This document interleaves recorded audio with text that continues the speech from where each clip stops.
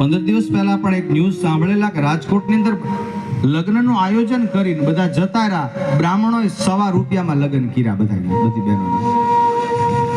તમે કદાચ ન્યૂઝ વાંચ્યા હશે. એક બ્રાહ્મણ એવો છે સાહેબ, ને આ નારદજી કોઈ વાંધો નહીં, તું આવ, હું સુદર્શન ચક્રની સાથે વાત કરાવીશ એમ કરી અને ઉષા આવીને એમનું હરણ કરી જાય છે. અહીંયા ઉલટું થાય છે, ભગવાનનું હરણ કરે છે બીજાને, એને બદલે ભગવાનના ઘરે હરણ થાય છે. એક શબ્દ બહુ સરસ કહેવું છે કે આપણે કોઈની સાથે જેવું કરીએ એવું આપણી સાથે થાય. ભલે મોડું થાય પણ થાય ખરું. તમે કોઈ સાથે કપટ કરો એટલે એ ખાડો ખોદો એટલે તમારે જ પડવાનું રે.